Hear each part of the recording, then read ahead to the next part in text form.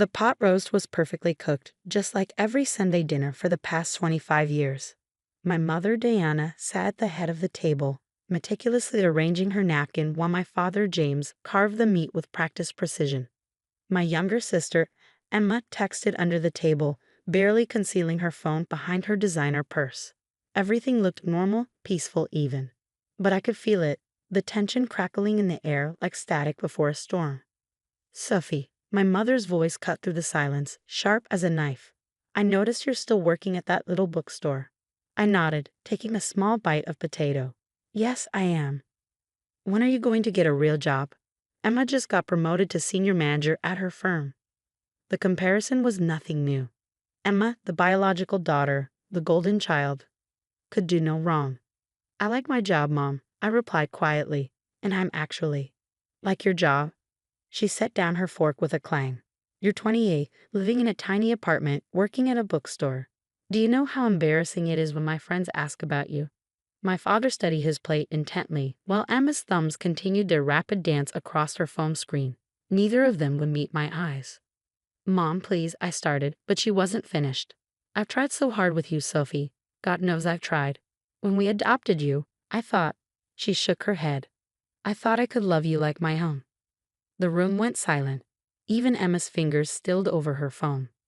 "What did you say?" My voice was barely a whisper. My mother stood up, her chair scraping against the hardwood floor. "You heard me. I'm tired of pretending. You're not my real daughter, and you never will be. I've spent 25 years trying to mold you into something acceptable. But you're just not." I felt the words hit me like physical blows, but I didn't flinch. Instead, I reached for my bag, the one I'd started bringing to these dinners 6 months ago, when I first discovered the truth about my family. "Sophie, sit down." My father finally spoke, his voice weak. "Your mother's just upset." "Upset?" My mother laughed, a harsh sound that held no warmth. "I'm beyond upset. I'm done. Done watching her waste her life. Done explaining to everyone why my daughter can't be more like her sister. Done pretending that this experiment in adoption was anything but a mistake." Emma finally looked up, her perfect features arranged in a mask of concern that didn't quite reach her eyes. "Mom, maybe you should." "No, Emma. It's time someone said it.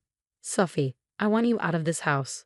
No more Sunday dinners, no more holidays, no more pretending we're one big happy family." I stood up slowly, my chair making no sound against the floor. My hands didn't shake as I picked up my bag. Years of preparation had led to this moment, though I hadn't expected it to come quite like this. "Nothing to say." My mother's voice dripped with disdain. "Typical. Even now, you can't show a hint of backbone." I looked at each of them in turn, my father, suddenly fascinated by his wedding ring, Emma, already returning to her phone, and finally my mother, standing there with 25 years of barely concealed resentment written across her face. "Thank you for dinner," I said softly, then turned and walked toward the door. "That's it," my mother called after me. "You're just going to leave. No drama, no tears." I paused at the doorway, my hand on the knob. "What did you expect?" "I expected something. Anything. You're being kicked out of your family for God's sake." I smiled then, just slightly. "No, Mom, I'm being kicked out of your family. There's a difference." With that, I walked out, closing the door gently behind me. As I got into my car, I could see them through the dining room window, my mother gesturing wildly, my father slumped in his chair, Emma finally looking up from her phone with something like worry on her face. They had no idea what I discovered 6 months ago when I accidentally found those old papers in the attic. No idea that I knew the truth about my adoption, not just the fact that I was adopted, which I always known, but the real story, the one they kept hidden for 25 years, the one that would change everything. As I drove away from the house I'd once called home, I felt lighter than I had in years. Let them think they'd thrown me away. Let them think they'd finally broken me. In 6 months, when everything was ready, they'd learn just how wrong they were. 6 months earlier, I'd been helping my father clean the attic when I found the metal box tucked behind old party decorations. He'd stepped out to take a call, and something about the way the box was hidden caught my attention. Inside, beneath yellowed newspapers and faded photographs, I found documents that changed everything. My adoption papers weren't from the agency my parents had always mentioned.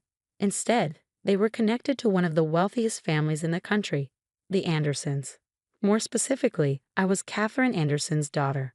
The same Catherine Anderson who disappeared from public life 28 years ago, only to return a year later, continuing her work as one of the most successful businesswomen in the country. The same Catherine Anderson who'd recently been in the news for her plans to step down as CEO of Anderson Technologies, with no clear successor in sight. I spent weeks digging deeper, carefully piecing together the truth.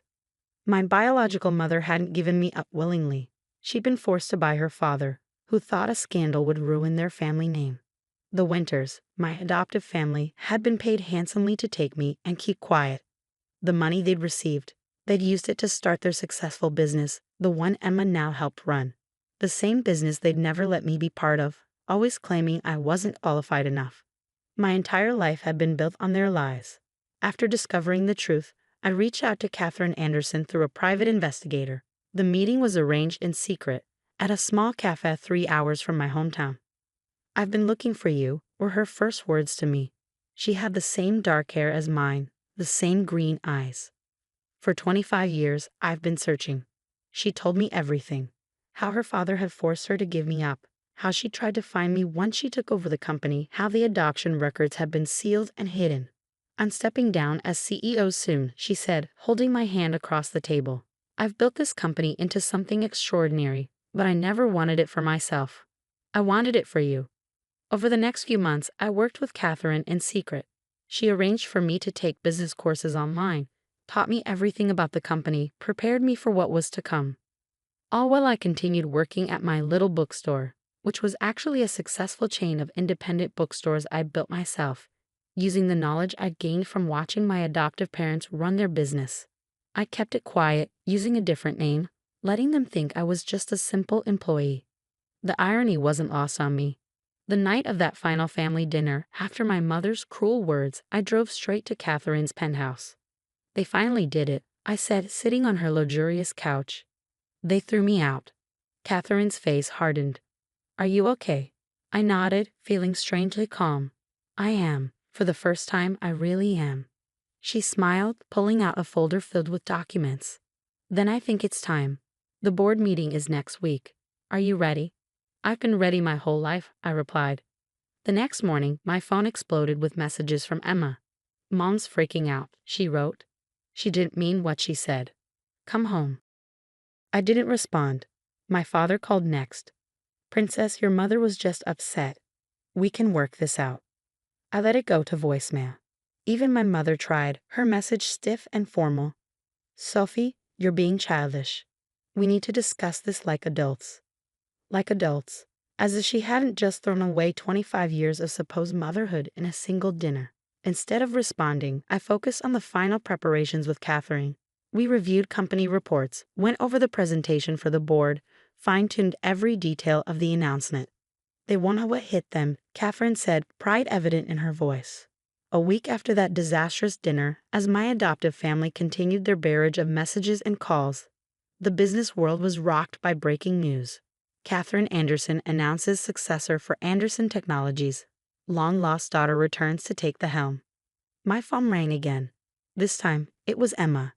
"Sophie," she gasped. You're on the news. You're Catherine Anderson's daughter? How is this possible?" I smiled, looking out the window of my new office on the top floor of Anderson Technologies. "You should ask Mom and Dad," I replied calmly. "They can explain exactly how possible it is." The line went silent for a moment. They knew. All this time they knew. "Ask them about the money they received 25 years ago," I said. "Ask them what they did with it. Ask them why they really never let me join the family business." I hung up, turning back to my desk where Catherine, my real mother, stood with a proud smile. "Ready for the press conference?" she asked. I stood smoothing down my designer suit. More than ready. It was time to show my adoptive family exactly what their disappointing daughter could do. The press conference was a whirlwind of camera flashes and rapid-fire questions. I stood at the podium, Catherine beside me, as we shared our story with the world. Well, parts of it anyway. "Miss Anderson, how does it feel to discover your true heritage? What are your plans for the company? Were you surprised to learn about your biological mother? I answered each question with the poise Catherine had helped me perfect over the last 6 months. No one needed to know about the tears, the anger, or the years of feeling like I wasn't enough. This wasn't about revenge. It was about claiming what was rightfully mine. The real show began when my adoptive parents arrived at Anderson Technologies the next day, demanding to see me. Security called up, and I instructed them to let the Winters through. It was time to finish this. They burst into my office, looking completely out of place among the modern decor and floor-to-ceiling windows. My mother's perfect makeup couldn't hide her panic, and my father's usual confidence had vanished. "Sophie," my mother started, then corrected herself. "Catherine Jr., we can explain." I leaned back in my chair, taking in their desperate expressions. "Explain what? How you took money to hide me from my real mother, or how you used that money to start your business while treating me like a burden?" "We gave you everything," my father protested weakly. "A home, an education." "The bare minimum," I cut in, "while Emma got the best of everything. Private school, expensive cars, a guaranteed position in the family business. Tell me how much of her privilege was bought with the money you received for taking me." They exchanged guilty looks, and I knew I hit the mark. "Where's Emma?" I asked, noting my sister's absence. She's not speaking to us," my mother admitted. "After she learned the truth, I couldn't help but laugh. Your perfect daughter finally saw you for who you really are." "We did what we thought was best," my father insisted. "We needed that money, and you needed a home." "No," I stood up, placing my hands on the desk. "What I needed was the truth. What I needed was parents who didn't make me feel like I was never enough. What I needed was a family who loved me for who I was, not what they could get from hiding me." My mother stepped forward, reaching out. "We did love you, Sophie. We still do. Please, we can't lose everything we've built." And there it was. Not "we can't lose you," or "we're sorry for what we did." They were worried about their business, their reputation, their standing in society. "You won't lose everything," I said, pulling out a folder. "I'm not like you. Inside this folder is a contract. Anderson Technologies is acquiring your company at a very generous price. You'll retain your positions, under new management, of course. Emma, too, if she wants to stay." They stared at the documents in shock. "Why?" my father asked. "After everything we did."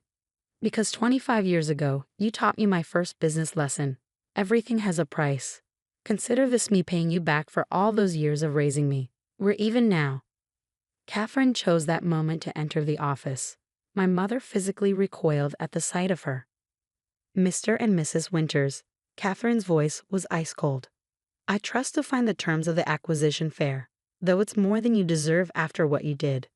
We'll sue," my mother threatened weakly. "We'll tell everyone how you abandoned your daughter." "No, you won't," I said calmly, "because that story makes you look far worse than it does us.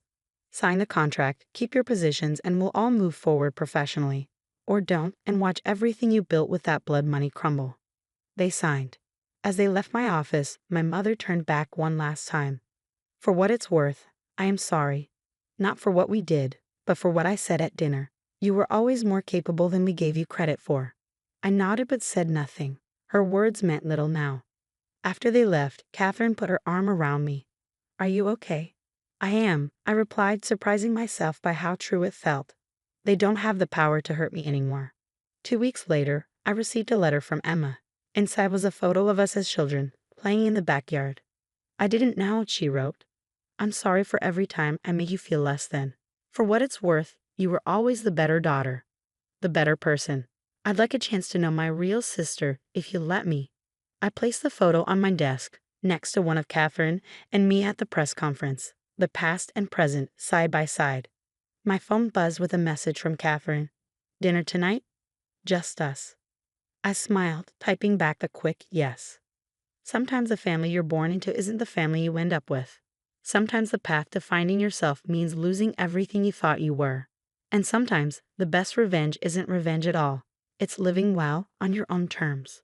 I had finally found my place, my purpose, and my real family, and that was worth more than any revenge would ever be.